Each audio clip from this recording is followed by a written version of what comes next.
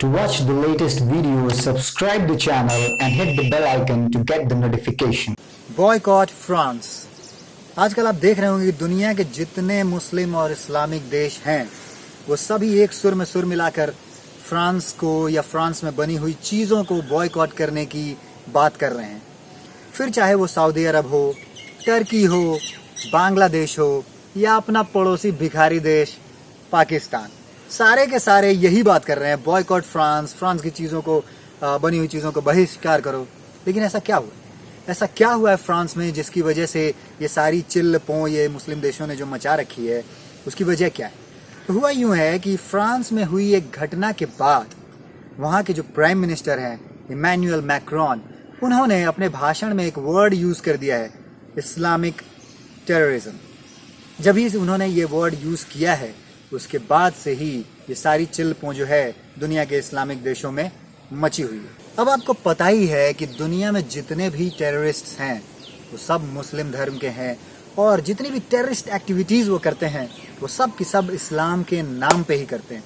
पर जैसे ही ये बात निकल के सामने आती है, दुनिया के जितने भी इस्लामिक देश हैं या मुस्लिम लोग हैं इस धर्म को मानने वाले, वो सभी कहने लगते हैं कि टेररिज्म का इस्लाम से क्या लेना देना, टेररिज्म का तो कोई रिलीजन नहीं होता, लोग इस्लामोफोबिक हैं इसलिए ये बातें करते हैं और ब्ला ब्ला ब्ला, बहुत तरह की इसी तरह की बातें वो करते हैं।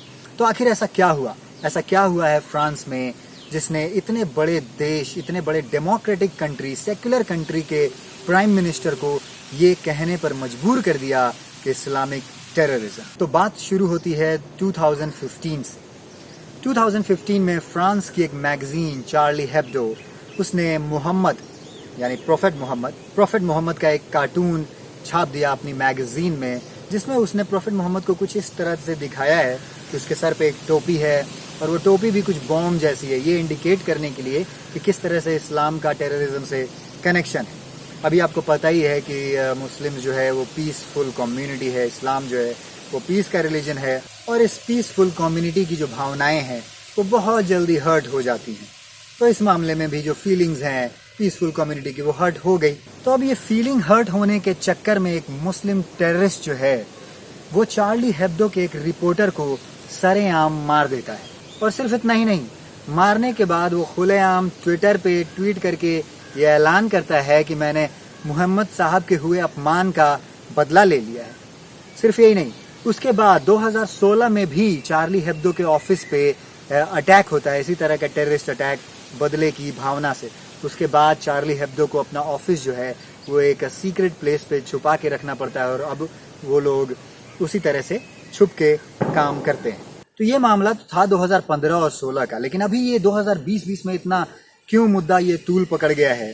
हुआ यूं कि पेरिस के अंदर एक स्कूल में एक स्कूल टीचर अपने बच्चों को फ्री स्पीच की ट्रेनिंग दे रहा था, उनका मतलब समझा रहा था और उसने एग्जाम्पल के तौर पर उसने चार्ली हेब्डो में छपी हुई वो कार्टून जो मोहम्मद साहब का था उसने अपने बच्चों को दिखाया और उस वक्त की घटना के बारे में बताया कि कैसे ये अटैक है फ्री स्पीच पर। यहाँ मैं आपको बता दूं कि इस्लाम के अंदर मोहम्मद साहब की फ़ोटो बनाना अलाउड नहीं है, उसको अगेंस्ट द रिलीजन माना जाता है।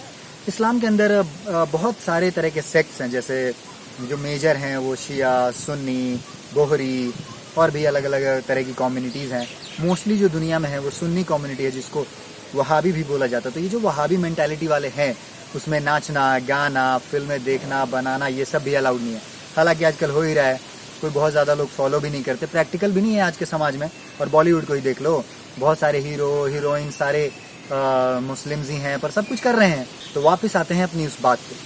तो जब उस टीचर ने चार्ली हेब्डो में छपी उस मोहम्मद साहब की फ़ोटो को बच्चों को दिखा दिया तो एक बार फिर से इस्लामिक टेररिस्ट ने बदला लेने के लिए उस टीचर का भी कत्ल कर दिया, पेरिस जो कि फ्रांस का कैपिटल है उसके अंदर। इस बार फ्रांस की जनता को ये बर्दाश्त नहीं हुआ, वहाँ के लोग, वहाँ के जो कॉमन सिटीजन्स हैं उनमें विद्रोह आ गया। वो हर जगह प्रोटेस्ट्स करने लगे मुस्लिमों के खिलाफ और इस्लाम के खिलाफ कि तुम हमारे फ्री स्पीच को कैसे कुचल सकते हो, दबा सकते हो। और सिर्फ इतना ही नहीं हुआ, इस बार फ्रांस की सरकार, जहाँ पे कि ये रूल है कि कोई भी किसी के खिलाफ भी कुछ भी बोल सकता है, ये उसका राइट है। फ्री स्पीच को फ्रांस की गवर्नमेंट इतना ज़्यादा तवज्जो देती है, इतनी ज़्यादा वैल्यू करती है। वहाँ के कॉन्स्टिट्यूशन में ये डाला हुआ है कि ब्लास्फेमी मतलब किसी और रिलीजन के अगेंस्ट भी बोलना, ये भी अलाउड है फ्रांस में। बहुत सारी कंट्रीज़ में नहीं है, खास करके मुस्लिम कंट्रीज़ में अगर आप बोलेंगे तो उसके खिलाफ कानून है, नियम है, उसके खिलाफ आपको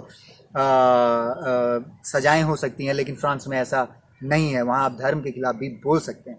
इसी को जब फ्रांस की जनता का सपोर्ट मिला, प्रोटेस्ट होने लगे, तो फ्रांस की गवर्नमेंट ने भी इसको सपोर्ट किया और उन्होंने चार्ली हेब्दो मैगजीन की मोहम्मद साहब वाली जो कार्टून थी उसको अपने एक बिल्डिंग पे प्रोजेक्टर से चलाया, ये दिखाने और बताने के लिए उन इस्लामिक टेररिस्ट्स और उनके सपोर्टर्स को कि फ्रांस जो है वो फ्री स्पीच को सपोर्ट करती है, बहुत ज़्यादा वैल्यू करती है, और कुछ भी करके किसी भी तरह से इसको आप हमारी कंट्री में सप्रेस नहीं कर सकते, दबा नहीं सकते। ये सब चल ही रहा था कि इसके बीच इस्लामिक टेररिस्ट्स ने फ्रांस के एक शहर नीस के एक चर्च में 3 लोगों की गला काट कर हत्या कर दी।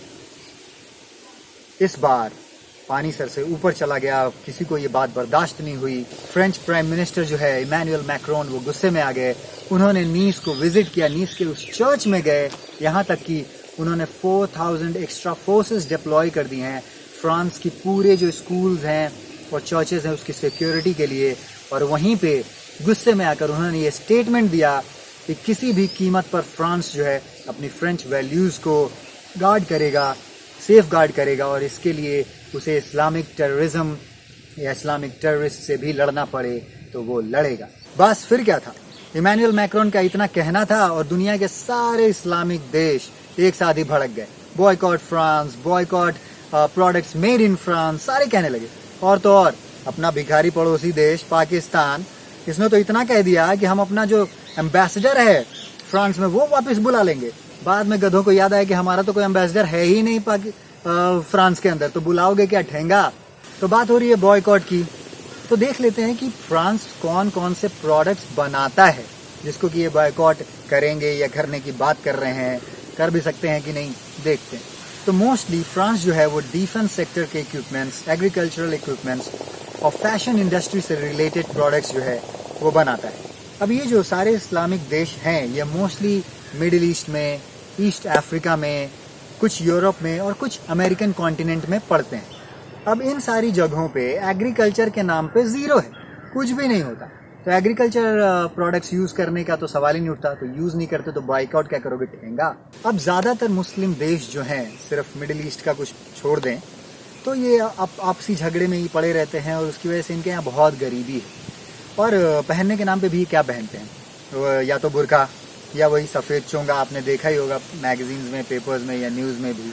तो वहाँ पे भी फैशन इंडस्ट्री जो है, फ्रांस की जो फैशन इंडस्ट्री है वो कोई छोटी मोटी नहीं है, वो बहुत महंगे महंगे प्रोडक्ट्स बनाती है। तो इन प्रोडक्ट्स की जो बिक्री है वो इन देशों में हो ही नहीं सकती। एक तो गरीबी, प्लस पहनने के नाम पे बुर्का और चोंगा, तो तुम ये भी क्या खरीदोगे। अब बात बची डिफेंस सेक्टर के प्रोडक्ट्स की, तो ये मुस्लिम देश इसको चाह कर भी बॉयकॉट नहीं कर सकते। ऐसा क्यों कह रहा हूँ, क्यों, क्योंकि इनके आपस के झगड़े इतने ज़्यादा हैं। कोई भी आप देश ले लो, मैं आपको बताऊंगा, ये सारे आपस में ही झगड़ते रहते। क्यों, मुस्लिम देशों का लीडर बनने के लिए कि मैं सबसे बड़ा लीडर हूँ, मैं सबसे बड़ा लीडर हूँ, चाहे वो सऊदी अरेबिया हो, टर्की हो, कर्डिश हो, इराक, ईरान, लीबिया, सीरिया और पाकिस्तान को तो आप जानते ही हो, हमारे झगड़ा करता ही रहता है। और इन देशों को खुद का घंटा बनाना आता, घास उगाने की हैसियत नहीं है इनकी, और ये डिफेंस सेक्टर का प्रोडक्ट क्या बनाएंगे। तो मोस्टली ये जो कंट्रीज हैं ये सारे डिफेंस सेक्टर के प्रोडक्ट्स जो हैं वो फ्रांस से लेती है आपस में झगड़ा करने के लिए। तो कितना भी चाह लें ये बॉयकॉट नहीं कर सकते। तो जो प्रोडक्ट्स इनके यहाँ बिकते नहीं है, पहले ही नहीं बिकते हैं, तो बॉयकॉट क्या करोगे। और जो जिन चीज़ों की ज़रूरत है तुमको, तुम खरीद ही, तुम बना ही नहीं सकते, तो तुमको खरीदना ही पड़ेगा। तो तुम घंटा बॉयकॉट कर सकते हो, तो क्या बॉयकॉट का हंगामा मचाया हुआ है भाई।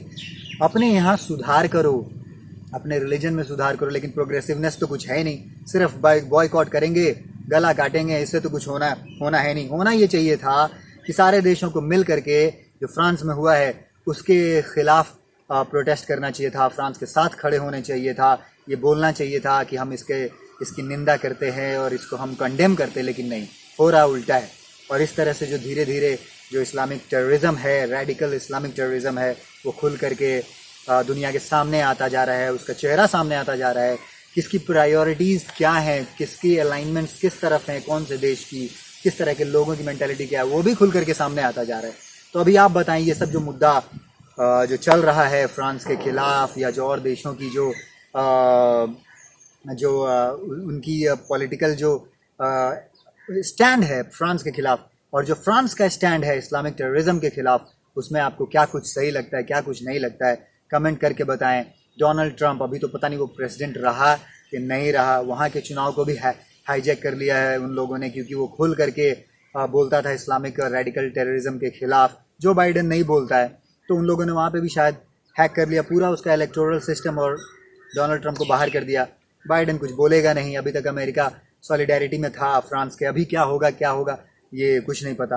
आप कमेंट करो और बताओ कि आप इस बारे में क्या सोचते हो, क्या सही लगता है आपको, और हमारे चैनल को लाइक, शेयर और सब्सक्राइब करना बिल्कुल ना।